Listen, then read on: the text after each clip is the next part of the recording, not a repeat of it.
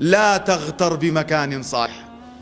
ئامان نەخەڵەتەی بە شوێن باش، نەخەڵەتەی بەو پارەی کە لە ژێر دەستایە، نەخەڵەتەی بەو مەلایەتی کە قسە بۆ خەڵک ئەەکەی، نەخەڵەتەی بەو ڕانەمەڕەی کە هەتە، نەخەڵەتەی بەو کاک سەید کاک حاجێ ئەتخەنە پێش خۆیان، نەخەڵەتەی.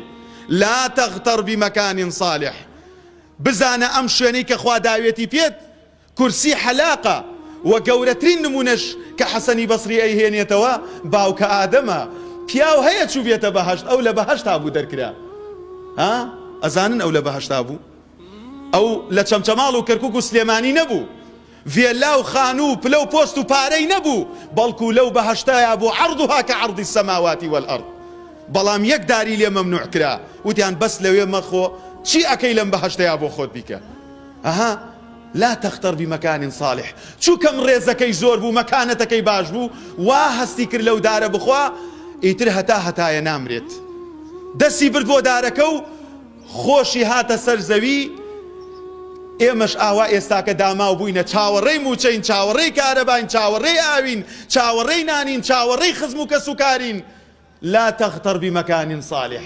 یەک هەڵەی باوکە ئادەم عليه الصلاة والسلام ئەوە ئێستا هەمومان بەیەکەوە باجەکەی ئەدەین. هیچ کاتێک ئاگات لێبێ بە شوێنی خۆت مەغرور نەبیت، وا هەست نەکەی ئەو شوێنەی ئێستا تایە دانیشتووی ڕۆژێک دێ ناڕۆیت و جێی نایەڵیت. ڕوبەما بە مردن، ڕوبەما بە ساغی لە دوورەوە سەیرێک ئەڵی پێشتر من لەوێ ئابووم. ئاگات لێبێ عەزیزەکەم، گەورەترین نمونە باوکمانە ئادەم عليه الصلاة والسلام دوای وە دەرنانی لە بەهەشت تەوبەی کرد و گەڕایەوە لای خوا، چووەوە بۆ هەمان بەهەشت. ڕەنگە ئێستاکە گەنجێک، برایەک، خوشکێک، مسلمانێک لێرە و لەوێ پای خرچابی حرامێک، تەقەکردنێک، ئاژاوەیەک، بەڵام تەوبە بکە، توب إلى الله، بە شوێنەکەت مەغرور مە، بەخوای پەروەردگار بۆت بەردەوام ئەکا.